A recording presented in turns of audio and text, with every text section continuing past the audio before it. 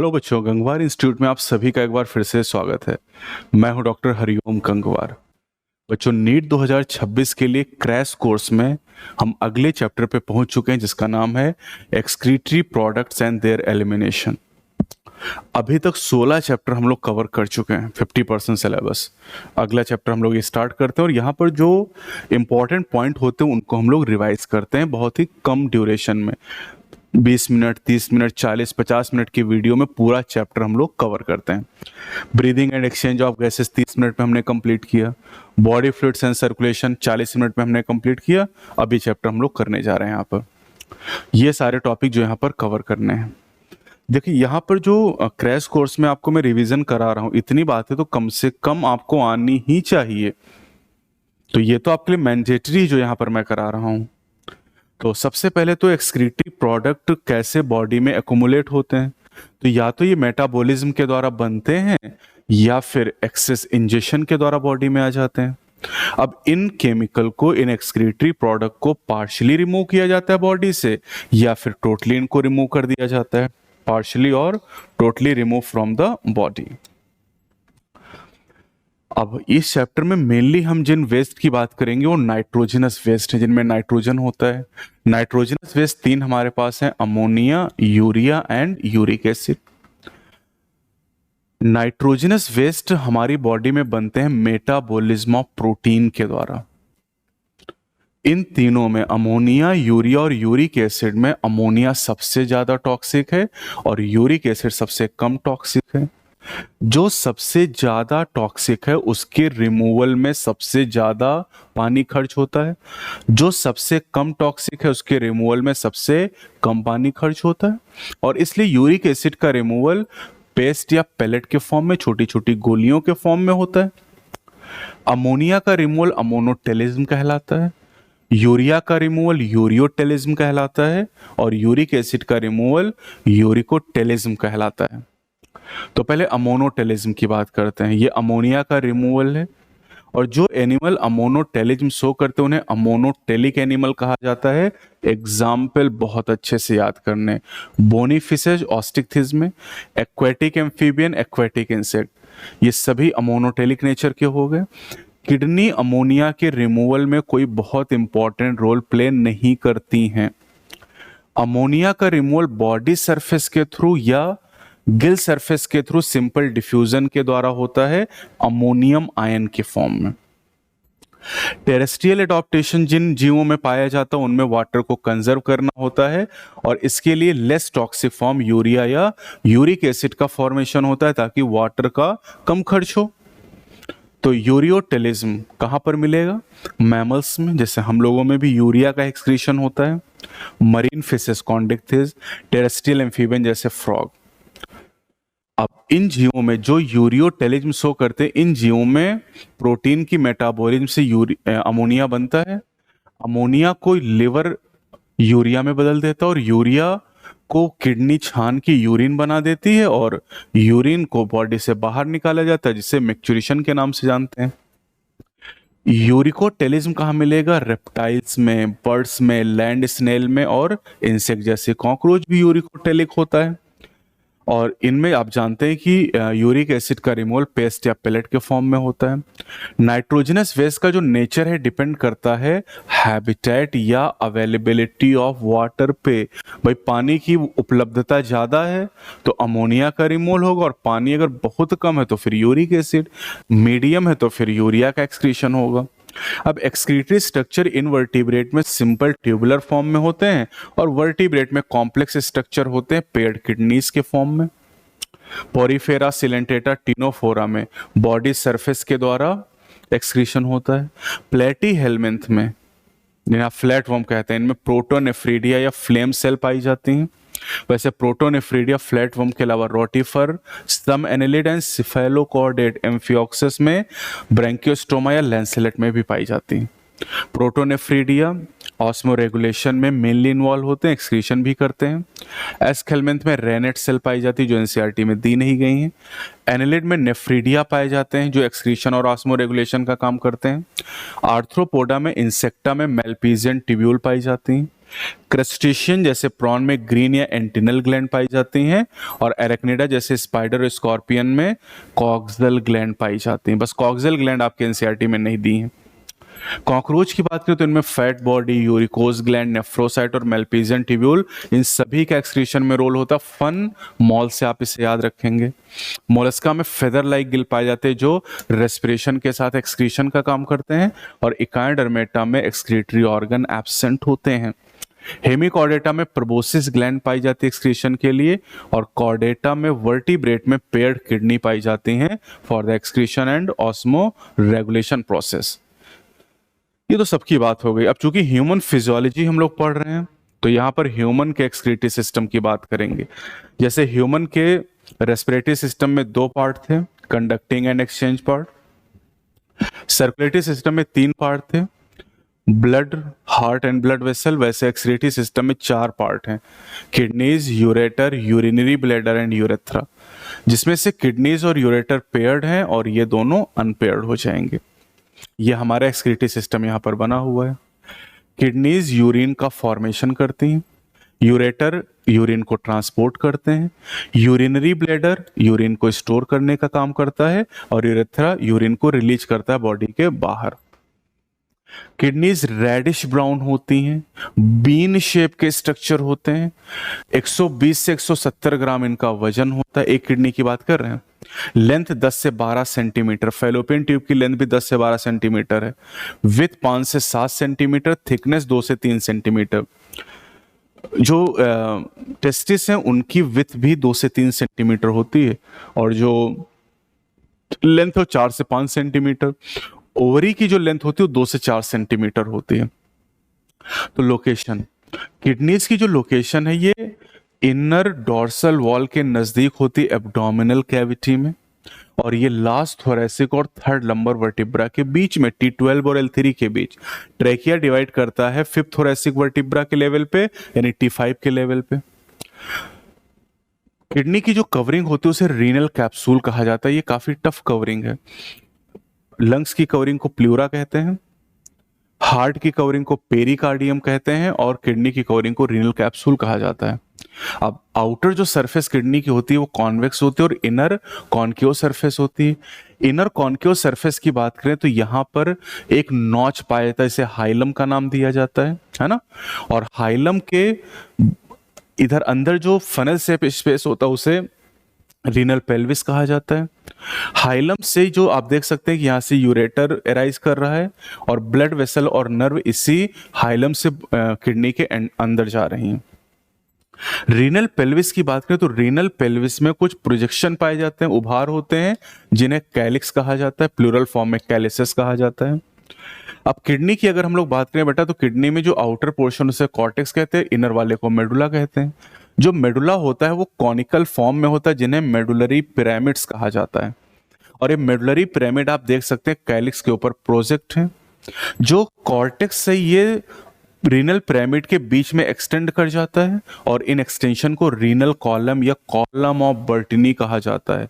तो column of Bertini is actually the extension of cortex in between the medullary pyramids. Kidney की unit को nephron कहा जाता है। These are the functional unit of the kidney. एक kidney में 1 million यानी 10 लाख नेफ्रॉन होते हैं, और ये कॉम्प्लेक्स ट्यूबुलर स्ट्रक्चर है। नेफ्रॉन के दो पार्ट होते हैं, एक को ग्लोमेरुलस कहा जाता है और दूसरा होता है रीनल ट्यूब्यूल। अब रीनल ट्यूब्यूल में 4 पार्ट होते हैं, Bowman capsule, PCT, Henle's loop and DCT. Glomerulus is a tuft of capillaries. ये कैपिलरीज का गुच्छा है जो कि बनता है एफरेंट आर्टेरियोल से, और एफरेंट आर्टेरियोल एक पतली ब्रांच है रीनल आर्टरी की, तो यहां पर आपको दिखाई दे रहा है। ग्लोमेरुलस में ब्लड लाने का काम एफरेंट आर्टेरियोल करता है और वापस ले जाने का काम इफरेंट आर्टेरियोल करता है। एफरेंट वाइड होता है और इफरेंट नैरो होता है। Bowman capsule double walled cup like structure होता है, और इसी के अंदर ग्लोमेरुलस देखिए रखा हुआ है। Glomerulus along with Bowman capsule is called renal corpuscle और मेल्पिजियन बॉडी।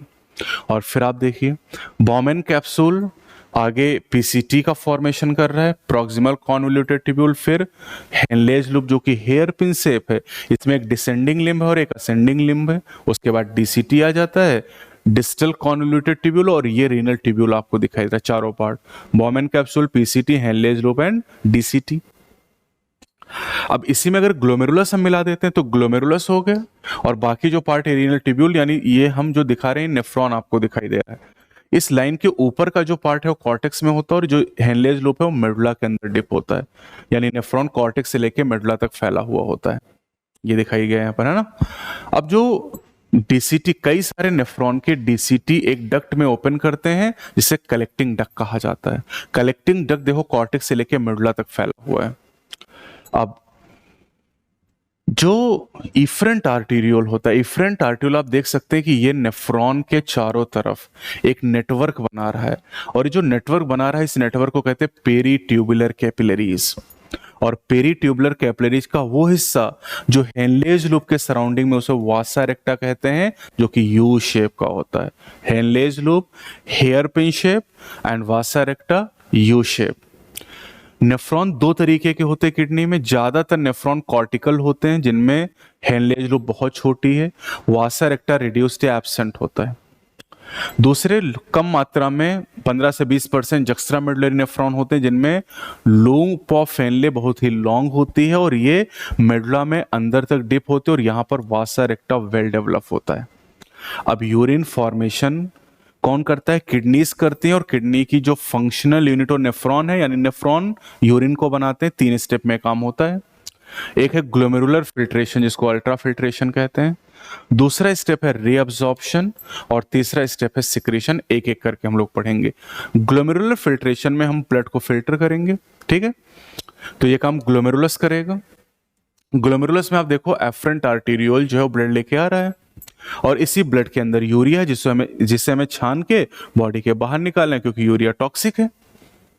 तो एफरेंट आर्टीरियोल वाइड है और इफरेंट आर्टीरियोल नैरो, यानी ब्लड आ ज्यादा रहा और कम निकल रहा है, यानी यहाँ प्रेशर क्रिएट हो रहा है ग्लोमेरुलस में, that is called glomerular capillary blood pressure, GCBP. और इस प्रेशर की वजह से ब्लड फिल्टर हो जाता है, और फिल्टर होके बॉमेन कैप्सूल की कैविटी में पहुंच जाता है। जो फिल्टर होके यहाँ पहुंचता है बेटा, उससे हम कहते हैं ग्लोमेरुलर फिल्ट्रेट, ग्लोमेरुलर फिल्ट्रेट। अब यहां पर जो फिल्ट्रेशन हो रहा हो, फिल्ट्रेशन मेम्ब्रेन के थ्रू हो रहा है। जैसे आपने देखा था डिफ्यूजन जब होता था रेस्पिरेशन में, एक्सचेंज ऑफ गैसेस, तो वहां डिफ्यूजन मेम्ब्रेन थी जिसकी 3 लेयर थी। यहाँ फिल्ट्रेशन मेम्ब्रेन में भी 3 लेयर है। Endothelium of glomerular blood capillary, endo epithelium of Bowman capsule, और इन दोनों के बीच में बेसमेंट मेम्ब्रेन, और इन्हीं के थ्रू सब्सटेंस का मूवमेंट हो रहा है, ब्लड का फिल्ट्रेशन हो रहा है। यहां पर बॉमेन कैप्सूल की जो सेल, उन्हें पोडोसाइट कहा जाता है, और पोडोसाइट का जो अरेंजमेंट इस तरीके से कि बीच बीच में गैप आ गया, इसे कहते हैं इंट्रिकेट मैनर ऑफ अरेंजमेंट। और यहां जो गैप आपको सेल के बीच दिखाई दे रहा है उसे फिल्ट्रेशन स्लिट या स्लिट पोर का नाम दिया जाता है। तो फिल्ट्रेशन मेम्ब्रेन के थ्रू जो ब्लड है वो फिल्टर होता है, और फिल्टर होके यहां पर ग्लोमेरुलर फिल्ट्रेट बन जाता है। तो क्या फिल्टर होके आता है? Glomerular filtrate is equal to plasma minus protein, यानी प्लाज्मा का जो प्रोटीन वाला पार्ट होता है, एल्ब्यूमिन, ग्लोबुलिन, फाइब्रिनोजन, उसको छोड़ के पूरा प्लाज्मा यहां पर पहुंच जाता है। यानी प्लाज्मा में आपने देखा था कि वाटर है, अमीनो एसिड है, फैटी एसिड है, ग्लिसरॉल है, सोडियम आयन, पोटेशियम आयन, वो सब चीजें आ जाती हैं एक्सेप्ट द प्रोटीन। इसका मतलब यहां पर RBC, WBC, platelet formed element नहीं पहुंचते हैं। अब कह रहे हैं कि दोनों किडनी के 20 लाख नेफ्रॉन 1 मिनट में 1100 से 1200 ml ब्लड को फिल्टर करते हैं। 1100 से 1200 ml ब्लड जो फिल्टर हो रहा है, ये 20% या 1/5 कार्डियक आउटपुट का है। कार्डियक आउटपुट तो आप जानते ही हैं, volume of blood pump by each ventricle in 1 minute is cardiac output. पिछले ही लेक्चर में हमने पढ़ा है ना। तो 20% यानी 1100 से 1200 ml ब्लड दोनों किडनीज के 20 लाख नेफ्रॉन छान देते हैं, और इसको छान के वो 1 मिनट में इतना ब्लड छान के 125 ml फिल्ट्रेट बनाते हैं, जिसे जीएफआर कहा जाता है। Volume of glomerular filtrate form by kidneys per minute is known as GFR, 125 ml per minute, और अगर एक दिन में निकालें तो 180 लीटर पर डे ये फिल्ट्रेट बन रहा है, 180 लीटर। अब जीएफआर को कैसे रेगुलेट किया जाता है, तो इसके लिए एक जीजीओ होता है, जक्स्ट्रा ग्लोमेरुलर apparatus। कैसे बनता है ये ध्यान रखना है। ये तब बनता है जब डीसीटी और एफरेंट आर्टेरियोल एक दूसरे के कांटेक्ट में आते हैं। कांटेक्ट वाले पॉइंट पे कुछ सेल मॉडिफाई हो जाते हैं जिन्हें जेजी सेल कहते हैं, जक्स्ट्रा ग्लोमेरुलर सेल, और ये सेल रेनिन को सिक्रीट करती हैं। ठीक है, रेनिन को सिक्रीट करती हैं, और अगर जीएफआर कम होता है तो जेजी सेल से जो रेनिन निकल रहा हो जीएफआर को नॉर्मल करता है, वापस बढ़ाता है। कैसे हो, हम अभी रेगुलेशन में बात करेंगे। रीअब्जॉर्प्शन, तो रीअब्जॉर्प्शन की जरूरत क्यों पड़ती पहले तो समझते हैं। 180 लीटर फिल्ट्रेट बनाओ एक 24 घंटे में, एक दिन में, और हम यूरिन कितना पास करते हैं, 1 से 1.5 लीटर, यानी लगभग 1% से कम पार्ट, 1% भी अगर हम निकालते हैं तो 1.8 लीटर आता है। 1% से कम पार्ट ही यूरिन में कन्वर्ट होता है, तो 99% कहाँ गया, रीअब्सॉर्ब हो गया। तो less than 1% glomerular filtrate is converted into urine, यानी more than 99% of glomerular filtrate is reabsorb by nephron actively और पैसिवली। सोडियम एंड ग्लूकोज और अमीनो एसिड का एक्टिव मैकेनिज्म से रीअब्जॉर्प्शन होता है, जबकि वाटर और नाइट्रोजन वेस्ट का पैसिव मैकेनिज्म के द्वारा रीअब्जॉर्प्शन होता है। अब आते हैं सिक्रीशन। तो रीनल ट्यूब्यूल की जो एपिथेलियल सेल होती है वो सिक्रीट करती हैं हाइड्रोजन आयन, पोटेशियम आयन और अमोनियम को ग्लोमेरुलर फिल्ट्रेट के अंदर। और ये जो सिक्रीशन है ये एसिड बेस बैलेंस और आयनिक बैलेंस में इंपॉर्टेंट रोल प्ले करता है। अगला टॉपिक है फंक्शंस ऑफ द ट्यूब्यूल। खूब सवाल यहां से आते हैं। पीसीटी से शुरू करते हैं। तो पीसीटी जो है इसमें ब्रश बॉर्डर एपिथेलियम होता है, बहुत इंपॉर्टेंट क्वेश्चन है। यहाँ पर ब्रश बॉर्डर एपिथेलियम पाया जाता है बेटा, और brush border epithelium cuboidal epithelium है, increase surface area for reabsorption. DCT में विदाउट ब्रश बॉर्डर क्यूबॉइडल है, और पीसीटी में क्यूबॉइडल विद ब्रश बॉर्डर पाया जाएगा। मैक्सिमम रीअब्जॉर्प्शन यहाँ पर होता है, ठीक है, और ये अनकंडीशनल है, मतलब यहाँ किसी हार्मोन की जरूरत नहीं है। लगभग सारे इसेंशियल न्यूट्रिएंट जैसे ग्लूकोज, अमीनो एसिड 100% रीअब्सॉर्ब होंगे। 70 से 80% वाटर और 70 से 80% इलेक्ट्रोलाइट का रीअब्सॉर्प्शन यहीं पर हो जाएगा। इसके अलावा जो हाइड्रोजन आयन और अमोनिया का सिक्रीशन है ये भी पीसीटी रीजन करेगा पीएच और आयनिक बैलेंस को मेंटेन करने के लिए। हेनलेज लूप की दो लिम्ब है, डिसेंडिंग और असेंडिंग लिम्ब। असेंडिंग लिम्ब में मिनिमम रीअब्जॉर्प्शन होता है, एनसीईआरटी ने लिख के दिया हुआ है। अब डिसेंडिंग लिम्ब वाटर के लिए परमेबल है लेकिन इलेक्ट्रोलाइट के लिए इम्परमेबल है, और असेंडिंग में इसका उल्टा कर लेना। इसका मतलब जब डिसेंडिंग लिम्ब से फिल्ट्रेट नीचे की तरफ जाएगा तो वाटर रीअब्सॉर्ब होगा, यानी जो फिल्ट्रेट है वो कंसंट्रेटेड होता जाएगा, और जब ऊपर की तरफ जाएगा तो वाटर के लिए इम्परमेबल हो गया, इलेक्ट्रोलाइट के लिए परमेबल, तो इलेक्ट्रोलाइट रीअब्सॉर्ब होंगे तो ये डाइल्यूट होता चला जाएगा। DCT cuboidal epithelium without brush border. Conditional reabsorption होगा सोडियम और वाटर का। कंडीशनल मतलब यहाँ हार्मोनल कंडीशन चाहिए, सोडियम के रीअब्जॉर्प्शन के लिए एल्डोस्टेरोन चाहिए, और वाटर के लिए एडीएच एंटी डायूरेटिक हार्मोन या वैसोप्रेसिन चाहिए यहाँ पर। इसके अलावा सिक्रीशन ऑफ हाइड्रोजन, पोटेशियम और अमोनिया, फिर वही पीएच और एसिड बेस बैलेंस को बनाने का काम करेगा। कलेक्टिंग डक्ट कॉर्टेक्स से मेडुला तक एक्सटेंडेड है, लॉन्ग डक्ट है ये, और यहाँ पर वाटर का रीअब्जॉर्प्शन होगा और स्मॉल अमाउंट में यूरिया भी यहाँ पर रीअब्जॉर्ब होगा, और सिक्रीशन होता है हाइड्रोजन आयन का और पोटेशियम आयन। यानी आप देखो तो हाइड्रोजन आयन का जो सिक्रीशन हो पीसीटी भी कर रहा है, डीसीटी भी कर रहा है, और कलेक्टिंग डक्ट भी कर रहा है। ये डायग्राम एनसीईआरटी में आपको दिया गया है, तो इसको अगर ध्यान से देखेंगे तो जो एरो टूवर्ड्स लगी हैं वो सिक्रीशन को बताती है और अवे वाला एब्जॉर्प्शन को बताता है। अब यहाँ एक चीज और ध्यान दीजिएगा, पोटेशियम आयन जो है ना, पोटेशियम आयन का रीअब्जॉर्प्शन एनसीईआरटी ने दिखाया हुआ डायग्राम में, बाकी आपको सब यहाँ दिखाई दे ही रहा है। यहाँ देखो कलेक्टिंग डक्ट से स्मॉल अमाउंट में यूरिया भी रीअब्सॉर्ब हो रहा है। अब आते हैं mechanism of concentration of the filtrate, और इस मैकेनिज्म का नाम है काउंटर करंट मैकेनिज्म। तो मैमल के अंदर क्षमता है कंसंट्रेटेड यूरिन को प्रोड्यूस करने, क्योंकि मैमल यूरियोटेलिक होते हैं, वाटर को कंजर्व करना है। तो हेनलेज लूप और वासा रेक्टा वाटर के कंजर्वेशन में इंपॉर्टेंट रोल प्ले करती, क्योंकि दोनों के पास काउंटर करंट है, दो काउंटर करंट हैं, एक हेनलेज लूप में और दूसरा वासा रेक्टा में। देखो हेनलेज लूप में, हेनलेज लूप की डिसेंडिंग और असेंडिंग लिम्ब को आप देखो तो दोनों में फ्लो हो रहा है फिल्ट्रेट का, लेकिन अपोजिट डायरेक्शन में। अपोजिट मतलब काउंटर, और फ्लो हो रहा मतलब करंट, तो काउंटर करंट एक ये हो गया। वासा रेक्टा की जो डिसेंडिंग लिम्ब और असेंडिंग लिम्ब दोनों में ब्लड का फ्लो हो रहा है मतलब करंट, और अपोजिट डायरेक्शन में हो रहा है इसलिए काउंटर करंट हो जाएगा। अब क्या कह रहे हैं कि there are two counter current, एक हेनलेज लूप में और एक वासा रेक्टा में।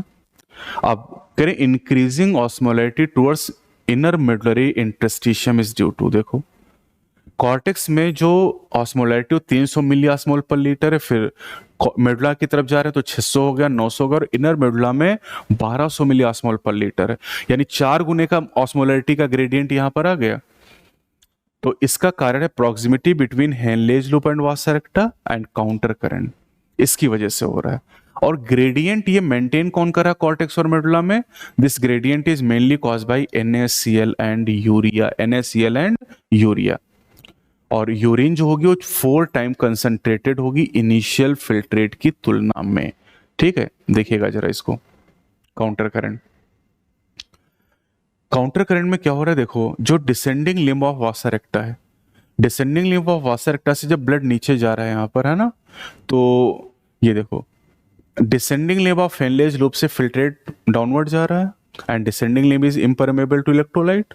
असेंडिंग लिम्ब इलेक्ट्रोलाइट के लिए परमेबल, तो यहां से इलेक्ट्रोलाइट निकलते हैं NaCl, और ये इलेक्ट्रोलाइट देखो ascending limb of Henle's loop से इलेक्ट्रोलाइट निकल के और कहां जा रहे हैं, descending limb of vasa recta में, और यहां से ये देखो ऐसे फ्लो करते हुए जाएंगे और फिर ascending limb of vasa recta से वापस इंटरस्टिशियम में आ जाएंगे, और इंटरस्टिशियम में आएंगे तो इंटरस्टिशियम में जितने ज्यादा इलेक्ट्रोलाइट होंगे ऑस्मोलैरिटी उतनी ज्यादा हो जाएगी।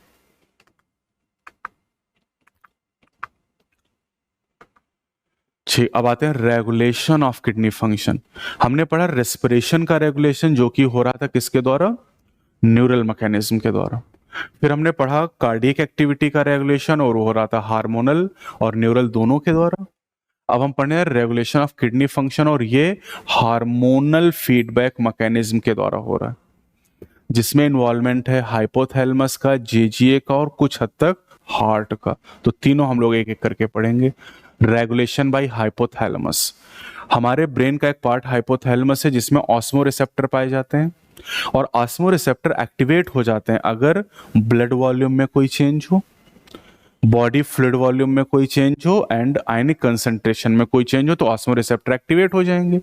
और an excessive loss of fluid from body, body से फ्लूइड का ज्यादा लॉस हो गया मतलब फ्लूइड का ज्यादा लॉस होगा, यानी फ्लूइड वॉल्यूम कम हो जाएगा, तो ऑस्मो रिसेप्टर एक्टिवेट हो जाएंगे, और ये हाइपोथैलेमस को स्टिमुलेट करेंगे ADH को रिलीज करने के लिए। ADH is the anti diuretic और वैसोप्रेसिन फ्रॉम पोस्टीरियर पिट्यूटरी और न्यूरोहाइपोफाइसिस। और ये जो ADH है ये लेटर पार्ट ऑफ ट्यूब्यूल यानी DCT पे काम करेगा, और वहां से वाटर का रीअब्जॉर्प्शन कराएगा। वाटर रीअब्जॉर्ब के कहाँ जाएगा, ब्लड में जाएगा, जिससे ब्लड का या बॉडी फ्लूइड वॉल्यूम बढ़ जाएगा। बॉडी फ्लूइड वॉल्यूम बढ़ेगा तो ऑस्मो रिसेप्टर स्विच ऑफ हो जाएंगे, फीडबैक कंप्लीट हो गया, और ऑस्मो रिसेप्टर के स्विच ऑफ होने की वजह से ADH का रिलीज बंद हो जाएगा, and the feedback is completed. This is called negative feedback. ADH anti diuretic hormone prevent excessive loss of fluid from the body, यानी ये डायूरेसिस को प्रिवेंट करता है। डायूरेसिस का मतलब है कि ज्यादा मात्रा में यूरिन आउटपुट है, ज्यादा मात्रा में वाटर का लॉस हो रहा है, और ये डायूरेसिस को रोकता है, इसलिए इसे एंटी डायूरेटिक हार्मोन कहा जाता है। Excessive loss of fluid from body, diuresis. तो वैसोप्रेसिन और भी काम करता है, ये ब्लड वेसल का कॉन्स्ट्रिक्शन कराता है। ब्लड वेसल कॉन्स्ट्रिक्ट होंगे तो ल्यूमेन नैरो होगा, ल्यूमेन नैरो होगा तो ब्लड प्रेशर बढ़ जाएगा, और ब्लड प्रेशर बढ़ेगा तो ग्लोमेरुलर ब्लड फ्लो बढ़ जाएगा, जिससे GFR इंक्रीज कर जाएगा। JGA से रेगुलेशन कैसे होगा, तो JGA अगर मान लीजिए ग्लोमेरुलर ब्लड फ्लो डिक्रीज हो जाए, या ग्लोमेरुलर ब्लड प्रेशर घट जाए, या GFR घट जाए, तो फिर जेजी सेल एक्टिवेट हो जाएंगी और रेनिन को रिलीज करेंगी। अब रेनिन हमारे ब्लड प्लाज्मा में मौजूद एंजियोटेंसिनोजन नाम की इनएक्टिव प्रोटीन को एंजियोटेंसिन 1 में और फिर एंजियोटेंसिन 2 में कन्वर्ट करेगा। Angiotensin 2 is active form and this is a powerful vasoconstrictor. ये ब्लड वेसल का वैसोकॉन्स्ट्रिक्शन कराएगा, जिससे ब्लड प्रेशर बढ़ेगा, जिससे ग्लोमेरुलर ब्लड फ्लो इंक्रीज होगा और जीएफआर इंक्रीज हो जाएगा। फीडबैक पूरा हो गया। एंजियोटेंसिन 2 एड्रेनल कॉर्टेक्स पर भी एक्ट करता है, एड्रेनल कॉर्टेक्स ग्लैंड पर, और वहां से एल्डोस्टेरोन हार्मोन को निकालेगा और एल्डोस्टेरोन रीअब्जॉर्प्शन कराएगा सोडियम और वाटर का फ्रॉम डीसीटी। और सोडियम आप जानते हैं नमक कम खाना चाहिए बीपी में, क्योंकि सोडियम ब्लड प्रेशर को बढ़ाता है। तो increase in blood pressure and GFR, और इस मैकेनिज्म को कहते हैं rennin angiotensin mechanism. This is rennin angiotensin mechanism, जो कि ब्लड प्रेशर और जीएफआर दोनों को बढ़ाती है। अब आते हैं रेगुलेशन बाय हार्ट। अगर ब्लड का फ्लो हार्ट के एट्रिया से ज्यादा हो रहा है तो atrial wall of heart ANF hormone release करेगी, एट्रियल नाट्रियूरेटिक फैक्टर, और एएनएफ वैसो डायलेशन करता है, यह ब्लड वेसल को डायलेट करता है, जिससे ब्लड प्रेशर कम होता है। इसका मतलब है कि जो इस मैकेनिज्म को एएनएफ मैकेनिज्म कहते हैं। एएनएफ मैकेनिज्म ब्लड प्रेशर को कम कर रही है और renin angiotensin mechanism blood pressure को बढ़ा रही है, यानी ANF mechanism act as a check on renin angiotensin mechanism, उसको रोकने का काम कर रही है। अब आते हैं micturition. The process of release of urine is called micturition, और ये एक रिफ्लेक्स प्रोसेस है। तो नेफ्रॉन यूरिन को बनाते हैं कलेक्टिंग डक्ट के द्वारा, मेडुलरी पिरामिड से होते हुए, कैलिक्स से होते हुए रीनल पेल्विस में यूरिन जाती है, वहां से यूरेटर यूरिनरी ब्लैडर तक पहुंचाते हैं और यूरिनरी ब्लैडर यूरिन को स्टोर करते हैं। यूरिनरी ब्लैडर स्मूथ मसल से बना हुआ है और यहाँ पर स्ट्रेच रिसेप्टर पाए जाते हैं यूरिनरी ब्लैडर के अंदर, और ये यूरेथ्रा है जो यूरिन को बॉडी के बाहर निकालेगा, और यहाँ पर यूरेथ्रल स्फिंक्टर पाए जाते हैं। अब देखो कहाँ से कहानी शुरू होगी। Urine is stored in urinary bladder, तब तक स्टोर रहेगी जब तक सीएनएस वॉलंटरी सिग्नल ना भेजे। ठीक है, अब करेंगे ये जो सिग्नल है, this signal is initiated by stretching of the urinary bladder. Urinary bladder जब यूरिन से फिल हो जाएगा तो जो स्ट्रेच रिसेप्टर हैं, स्ट्रेच रिसेप्टर में स्ट्रेचिंग होगी और वो संदेश भेजेंगे सीएनएस को। तो micturition reflex, urinary bladder get filled with urine, stretching in the urinary bladder, stretch receptor on the wall of urinary bladder send signal to CNS और CNS passes on motor message. अब CNS motor message भेजेगा, CNS को जो संदेश मिलते हैं वो sensory होते हैं, जो भेजता है वो मोटर होते हैं, और इससे होगा contraction of smooth muscle of urinary bladder and simultaneous उसी समय relaxation of urethral sphincter and release of urine, that is micturition. Urine का normal volume 1 to 1.5 litre per day, 1 से 1.5 लीटर। इस यूरिन में हम 25 से 30 ग्राम यूरिया को per day बाहर निकालते हैं। कलर लाइट येलो है, फाउल ऑर्डर है, पीएच 6 होता है, स्लाइटली एसिडिक होता है due to secretion of the hydrogen, and ये भी नीट में पूछा गया। और यूरिन एनालिसिस अगर हम लोग करते हैं तो इससे हम मेटाबॉलिक डिसऑर्डर का और किडनी की माल फंक्शनिंग का पता लगा सकते हैं, यानी क्लिनिकल डायग्नोसिस है, जैसे स्पायरोमीटर, जैसे ईसीजी, जैसे हार्ट साउंड के द्वारा, है ना, जैसे रेस्पिरेटरी वॉल्यूम के द्वारा रेस्पिरेटरी कैपेसिटीज का क्लिनिकल डायग्नोसिस में रोल है, वैसे यूरिन का भी। Glycosuria, glycosuria is the presence of glucose in urine and ketonuria is the presence of ketone bodies in urine. This glycosuria और ketonuria are indicative of diabetes mellitus, जिसे आप sugar कहते हैं। Role of other organ in excretion, क्या role है? Skills नाम का mnemonic जिससे आप याद कर लो, S for skin, kidneys, intestine, lungs, liver and salivary gland, ये सब एक्सक्रीशन में रोल प्ले कर रहे हैं। भैया किडनी तो यूरिया का एक्सक्रीशन करती है, इंटेस्टाइन डाइजेस्टिव एट फिसिस का एक्सक्रीशन करती, बाकी हमें जानने हैं यहाँ पर लंग्स। लार्ज अमाउंट में CO2 200 ml पर मिनट हमारे लंग्स बॉडी के बाहर निकालते हैं ब्रीदिंग के द्वारा। Small quantity of water 400 ml per day, ये भी लंग्स रिमूव करते हैं। लिवर लार्जेस्ट ग्लैंड हमारी बॉडी की पूछा गया है, और liver secrete bile and bile containing substances जैसे bilirubin, biliverdin, these are bile pigment. Cholesterol, degraded steroid hormone, vitamin and drug, इन सब का रिमूवल बाइल के थ्रू होता है और ये डाइजेस्टिव वेस्ट के द्वारा बॉडी के बाहर रिलीज होते हैं। स्किन में दो तरह की ग्लैंड है, sweat and sebaceous gland. Sweat gland से जो पसीना निकलता है स्वेट, उसका मुख्य फंक्शन है बॉडी को कूल करना, ठंडा रखना। और सेबेसियस ग्लैंड से जो सीबम या ऑयल निकलता है, ये हमारे स्किन के ऊपर एक ऑयली प्रोटेक्टिव कवरिंग बनाता है। स्वेट में, पसीने में NaCl, small amount of urea और लैक्टिक एसिड होते हैं। तो जब पसीना निकलता है तो ये NaCl, यूरिया और लैक्टिक एसिड का एक्सक्रीशन बॉडी से हो गया। सीबेसियस ग्लैंड की अगर हम लोग बात करते हैं तो सीबेसियस ग्लैंड जो होती हैं,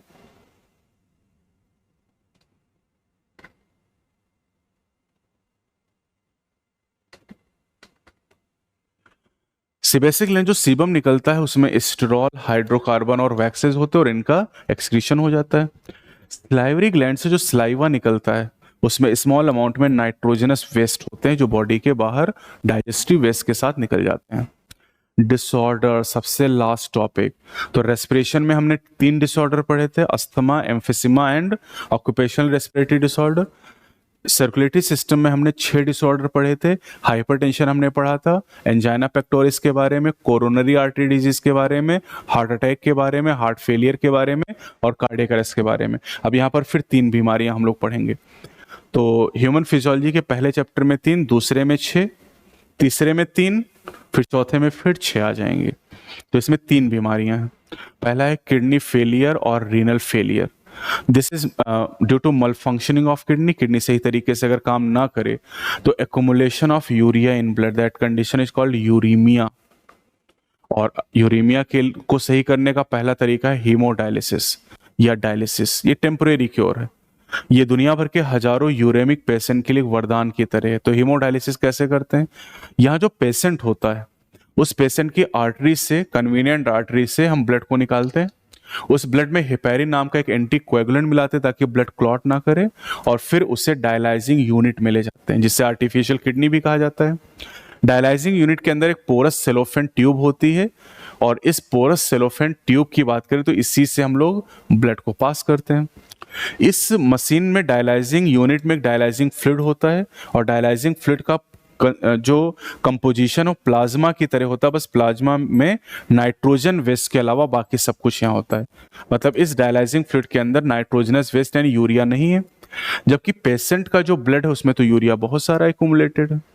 तो जब यहाँ से पास किया जाएगा और पोरस मेम्ब्रेन, तो यूरिया इन पोर के द्वारा अपने ग्रेडियंट के अनुसार इस फ्लूइड के अंदर चली जाएगी, तो ब्लड साफ हो जाएगा। जो क्लियर्ड ब्लड है उसमें एंटी हिपेरिन मिला के वापस वेन के द्वारा पेशेंट की बॉडी में वापस डाल दिया जाए। This is haemodialysis. लेकिन ये कोई परमानेंट क्योर नहीं है। परमानेंट क्योर करना तो किडनी ट्रांसप्लांटेशन करना पड़ेगा। This is ultimate method of correction of acute renal failure. इसमें एक डोनर चाहिए जो कि क्लोज रिलेटिव होना चाहिए ताकि रिजेक्शन की संभावना कम से कम हो। रिजेक्शन कौन करता है? CMI, cell mediated immune response, जो कि टी लिम्फोसाइट प्रोवाइड करता है, and this is responsible for graft rejection. और ग्राफ्ट रिजेक्शन से बचाने के लिए साइक्लोस्पोरिन A नाम का एक इम्यूनोसप्रेसिव ड्रग देते हैं, और ये ड्रग ट्राइकोडर्मा पॉलीस्पोरम नाम के एक फंगस से ऑब्टेन किया जाता है। अब ये जो किडनी ट्रांसप्लांटेशन है बहुत ही कॉम्प्लिकेटेड प्रोसीजर है। जो मॉडर्न क्लिनिकल प्रोसीजर है उसके द्वारा जो सक्सेस की संभावनाएं हैं वो काफ़ी ज़्यादा बढ़ गई। दूसरी बीमारी रीनल कैल्कुलाई, मतलब ये कहते नहीं किडनी में स्टोन हो गया, पथरी हो गई, उसी पथरी की बात है। तो इनसॉल्युबल मास ऑफ स्टोन और कैल्शियम ऑक्जिलेट ध्यान रखना है। And glomerulonephritis, this is the inflammation of glomeruli. Glomerulus में इन्फ्लेमेशन हो रहा है, दैट इज ग्लोमेरुलोनेफ्राइटिस।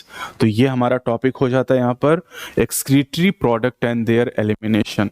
अगला जो चैप्टर है लोकोमोशन एंड मूवमेंट है, और अभी तक 17 चैप्टर कंप्लीट हो चुके हैं। तो अगर आपने इनको नहीं देखा तो पूरी प्लेलिस्ट बनी हुई क्रैश कोर्स के नाम से, उसमें आप जाके जरूर पुराने चैप्टर को देखिएगा। 30 मिनट, 40 मिनट, 1 घंटे में जैसा चैप्टर का वेटेज है उस हिसाब से हमने उन टॉपिक को कवर करने की कोशिश की, उन पॉइंट को जिनके आने की प्रोबेबिलिटी सबसे ज्यादा है, और इतना कम से कम आपको आना चाहिए। तो वीडियो अच्छी लगी हो तो लाइक शेयर करें, चैनल को सब्सक्राइब जरूर करें। अगले वीडियो में लोकोमोशन एंड मूवमेंट के साथ फिर मिलेंगे, तब तक के लिए जय हिंद, जय भारत।